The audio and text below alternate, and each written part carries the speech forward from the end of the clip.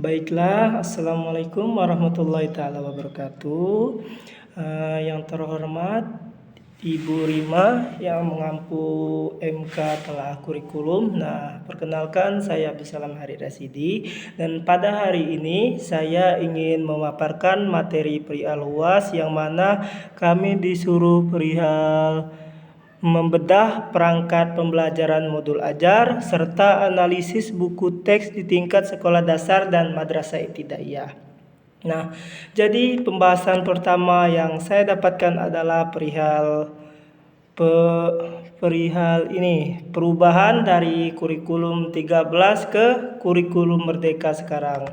Poin pertama adalah tentang perihal perubahan kurikulum. Jadi yang saya temukan adalah bahwasanya kurikulum Merdeka menggeser pendekatan dari K13 yang sebelumnya, yang mana bersifat tematik, interaktif, kaku, menjadi pembelajaran yang berbasis subjek namun lebih fleksibel dan berfokus pada materi esensial. Yang kedua adalah perbedaan beban belajar, yang mana kalau misalnya di kurikulum 13 dulu mungkin bebannya tuh dihitungnya kayak per minggu segala macam. Tapi kalau untuk kurikulum Merdeka bebannya lebih ke dihitung per tahun. Jadi di sini menurut data yang saya dapatkan adalah beban belajar kalau untuk kurikulum Merdeka dihitung per tahun, bukan per minggu. Jadi yang mana memberikan keleluasan bagi guru. Selain itu terjadi pula penggabungan mata pelajaran, kayak sekarang sudah ada IPAS.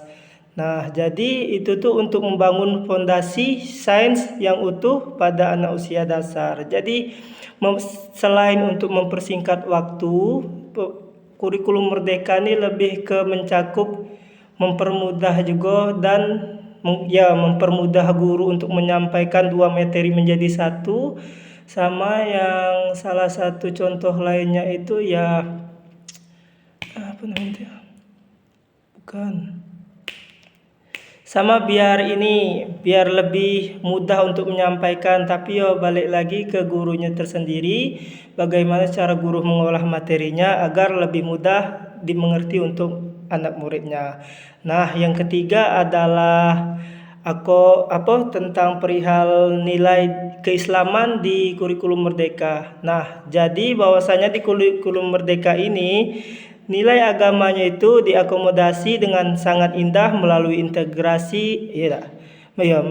integrasi karakteristik madrasah. Nilai keislamannya itu tidak hanya terdiri dari mapel pai, tetapi juga diintegritaskan di dalam materi umum. Misalnya menghubungkan materi sains dengan tadabbur ayat Al-Quran, seperti di Quran surah An-Nur ayat 45 tentang ragam penciptaan hewan. Nah, jadi untuk menumbuhkan spiritualitas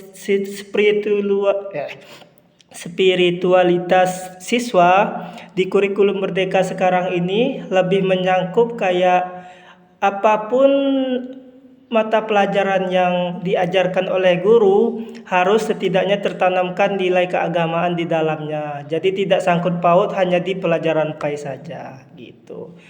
Dan bagian kedua adalah bedah perangkat, modul ajar, dan buku. Jadi modul ajar yang saya adalah tentang menelaah modul ajar. Nah, modul ajar yang saya ambil di sini adalah tentang pelajaran kelas 4. Ya, bab 5 yang topik pembelajarannya itu adalah seperti apa daerah tempat tinggalku dahulu. Yang mana modul ajar ini mencangkup tentang capaian pembelajaran, sudah itu profil Pancasila, tujuan pembelajaran, alur pembelajaran, komponen inti yang mana terdiri dari pertanyaan pemantik, kegiatan pembelajaran utamanya serta urutan kegiatan, dan yang terakhir refleksi, asesmen serta LKPD-nya. Nah, adapun penurunan CP ke ATP-nya dari CP-nya itu ialah di sini tertulis peserta didik mengenal budaya, sejarah, baik tokoh maupun periodisasinya. Periodisasinya tuh lebih ke zaman kapan mereka tuh ini terkenal gitu. Jadinya sudah tuh di provinsi tempat tinggalnya serta menghubungkan dengan konteks kehidupan saat ini. Nah, adapun ATP-nya tadi ya diturunkan menjadi indikator yang lebih konkret lagi, yang mana dapat dinilai langsung seperti satu, peserta didik dapat menceritakan awal mula daerah dan tokoh-tokoh lokal. Kedua, peserta didik dapat menyebutkan sikap baik yang dapat diteladani dari tokoh tersebut.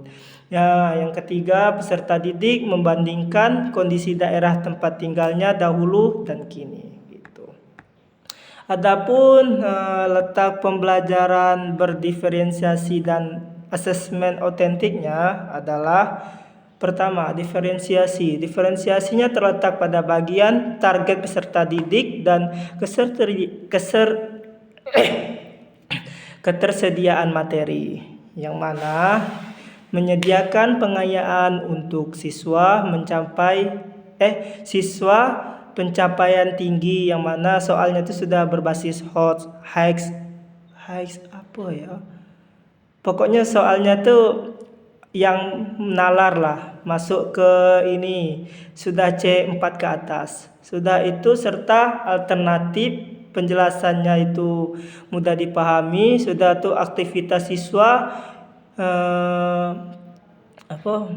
mudah dipahami untuk siswa yang kesulitan memahami konsep. Jadi secara sederhananya itu mempermudah siswa untuk mengerti materi lah gitu.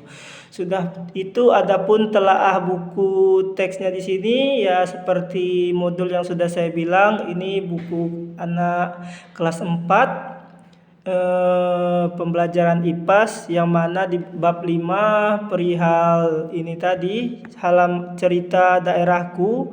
Contoh aktivitas dan soal berpikir tinggi di sini adalah pada bagian refleksi topik A terdapat pertanyaan HOTS berbasis analisis dan evaluasi. Seperti saya katakan tadi, kalau soal HOTS itu berarti sudah anak itu menganalisis, membuat, ya itulah kurang lebih. Jadi di sini salah satu contohnya adalah apa yang dilakukan para tokoh masa lalu memengaruhi kondisi kita sekarang. Menurutmu apakah yang kamu lakukan sekarang bisa menjadi sejarah yang mengubah masa depan? Apa contohnya? Jadi di soal itu siswa bukan hanya sekedar menjawab saja seperti misalnya Imam Bonjol, pahlawan dari Padang. Bukan semerta-merta hanya menjawab, tapi siswa juga bisa sangkut pautkannya dengan kehidupannya sekarang, yang mana untuk membalas jasa pahlawan Imam Bonjol ini, bagaimana siswa itu bisa untuk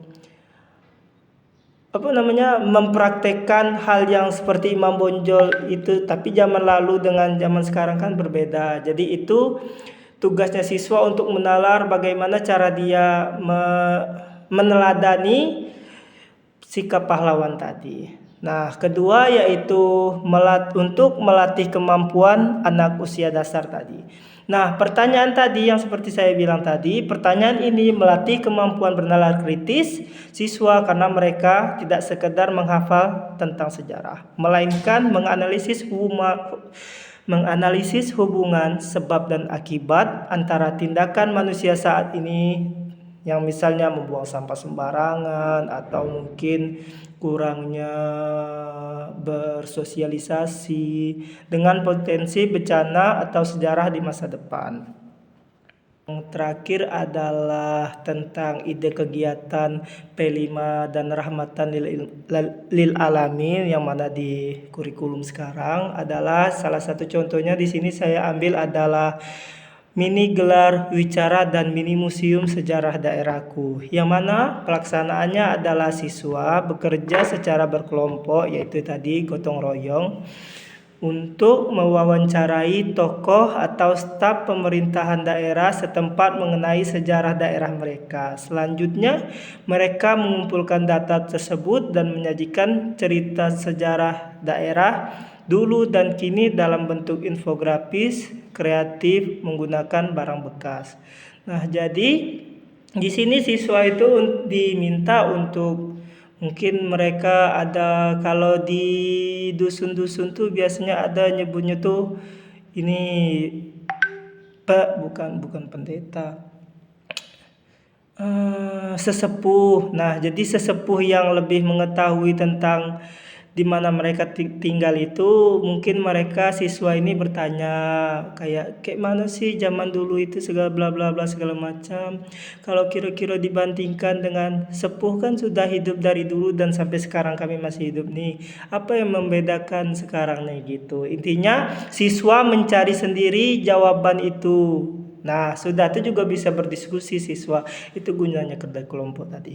Dan adapun nilai rahmatan lil alaminnya adalah menumbuhkan rasa cinta tanah air, kebangsaan karena mereka tadi mencari materi dengan menanyakan orang-orang yang memang sudah expert di sejarah yang mungkin ada di lingkungan sekitarnya, contohnya sesepuh tadi. Sudah itu menghargai perbedaan budaya atau pendatang, kebinekaan global, jadi tidak hanya Bhinneka Tunggal Ika saja.